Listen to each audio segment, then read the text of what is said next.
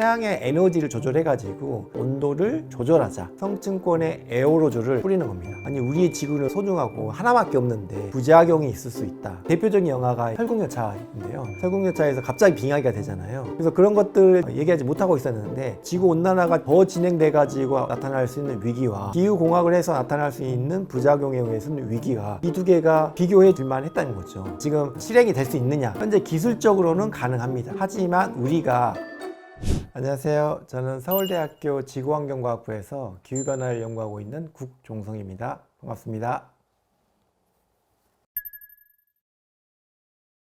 제가 보통 이제 겨울 날씨를 이제 예측하라고 그러면 어느 정도 좀 잘 맞추는 편인데 올해 겨울은 굉장히 맞추기 어려울 것 같아요. 왜냐하면 여러 가지 이제 외부 요인이 우리나라 겨울철 기온에 영향을 줄 텐데 첫 번째로 지금 열대 동태평양하고 중태평양에서는 라니냐가 발달하고 있습니다. 라니냐가 발달하면 우리나라가 초겨울에 약간 추운 경향이 있거든요. 두 번째로 북극해는 온난화가 진행되고 있습니다. 그러면 또 올 겨울이 이제 추울 가능성이 높거든요. 근데 우리나라 주변의 바다는 굉장히 따뜻한 상태입니다. 그래서 얘는 올 겨울을 따뜻하게 만들어주고요. 또 이제 기본적으로 지구 온난화에 의해서 이산화탄소가 증가하니까 이제 복사 효과에 의해서 온도가 이제 증가할 수 있단 말이죠. 그래서 이 상반되는 두 가지 조건들이 있기 때문에 올 겨울은 어떻게 될지 굉장히 예상하기 힘들다 이렇게 말씀드릴 수가 있을 것 같습니다.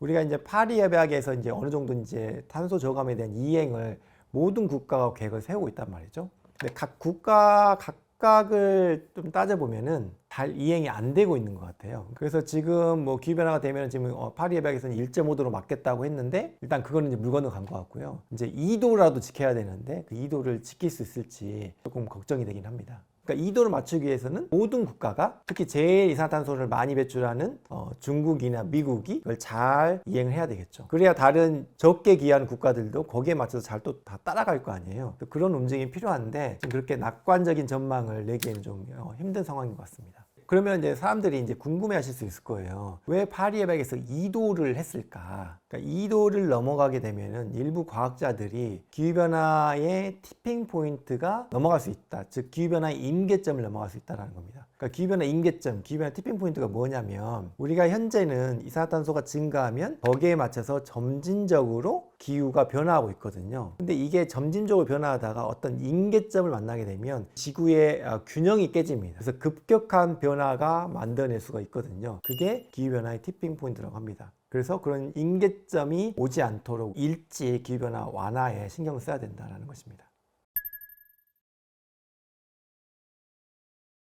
그러니까 그 도미노의 시작이 여러 가지가 있는 거죠. 첫 번째가 이제 북대서양 좌오면 순환이라고 에이막이라고 하는데요. 그 순환이 갑자기 셧다운 될 수가 있습니다. 무슨 말이냐면 현재 북반구가 따뜻한 이유가 대서양에서 따뜻한 난류가 북쪽까지 전파되거든요. 그래서 뭐 겨울에 유럽을 가보시면 훨씬 더 따뜻하잖아요. 그런 해류 때문에 북반구가 따뜻하거든요. 근데 과거 45억 년의 지구 역사를 보면은 굉장히 자주 해류의 순환이 갑자기 멈춰버린 적이 있습니다. 그러면 급격한 기후변화가 일어났거든요. 근데 현재 지금 북대서양에서 그 해류가 조금씩 줄어들고 있다고 지금 관측이 되고 있거든요. 그래서 그런 점들이 또 하나의 그 티핑 포인트에 될 수가 있고요. 연쇄적으로 여러 가지 효과를 만들 수가 있죠. 또 다른 거는 이제 영구 동토층이라고 있습니다. 우리 고위도 지역에 땅이 1년 내내 얼어 있는 지역이 있거든요. 이걸 영구 동토층이라고 하는데요. 이 지역이 왜 중요하냐면 이 지역에는 대기 중에 있는 탄소의 2배가 좁은 영역에 묻혀 있습니다. 지구 온난화가 되면은 이 영구 동토층이 녹기 시작한단 말이죠. 그러면 여기서 묻혀 있던 이산화탄소, 메탄이 갑자기 많이 나올 수가 있거든요. 이것이 기후변화의 티핑 포인트를 만들 수 있다고 지금 얘기되고 있습니다.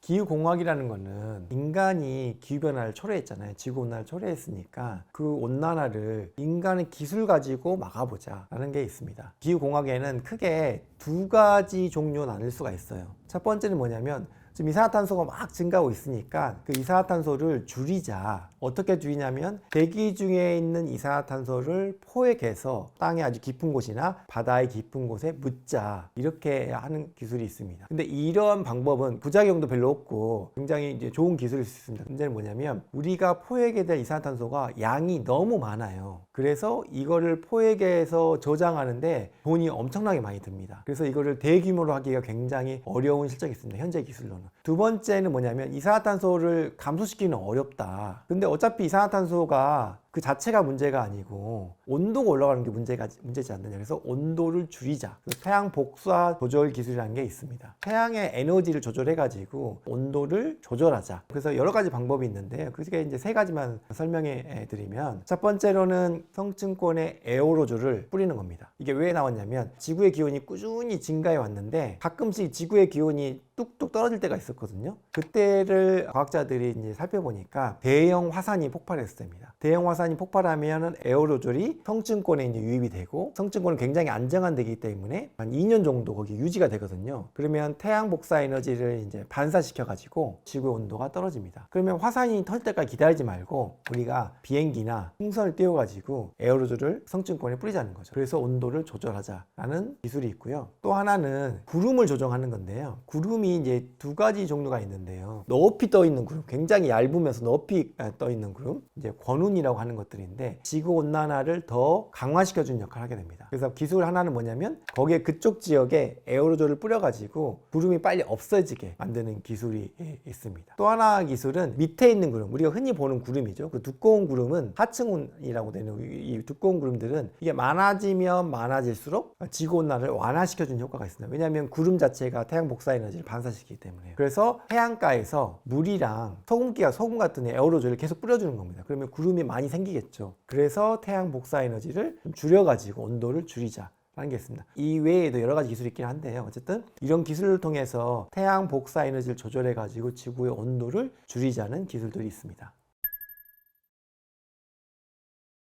그러니까 일단은 이런 기후공학 기술이 최근에 나온 얘기가 아니고요. 한 20, 30년부터 계속 나온 얘기거든요. 근데 그런 얘기를 과학자들이 차마 꺼내질 못했죠. 이전까지는. 왜냐하면 대중들, 또 과학자들도 마찬가지인데요. 아니 우리의 지구는 소중하고 하나밖에 없는데 이거 가지고 어떻게 실험을 하느냐. 굉장히 위험하다. 왜냐하면 우리가 알지 못하는 부작용이 있을 수 있다라는 겁니다. 대표적인 영화가 이제 설국열차인데요. 설국열차에서 갑자기 빙하기가 되잖아요. 그게 성층권에 에어로졸을 뿌려서 이제 온도가 갑자기 내려간 거거든요. 그래서 그 기후공학의 부작용을 약간 꼬집는 그런 영화였던 거죠. 그래서 그런 것들을 좀 얘기하지 못하고 있었는데 최근 들어서 기후공학에 대한 얘기가 굉장히 많이 나오고 있습니다. 왜냐하면 지금 기후위기가 굉장히 심각해져 가지고 지구온난화가 더 진행돼 가지고 나타날 수 있는 위기와 기후공학을 해서 나타날 수 있는 부작용에 의해서는 위기가, 이 두 개가 이제 좀 비교해질만 했다는 거죠. 그래서 이런 것도 이슈가 되고 있습니다. 그래서 지금 실행이 될 수 있느냐, 현재 기술적으로는 가능합니다. 하지만 우리가 거기에 대한 결과 또는 부작용을 완벽하게 이해하고 있다고는 말하기 힘듭니다. 그렇기 때문에 현재까지는 기후모형과 같은 가상의 지구를 통해서 실험을 해보고 또는 굉장히 소규모로 실험을 해보고 이런 걸 통해서 지금 연구 결과를 굉장히 축적해 나가는 단계라고 할 수가 있습니다.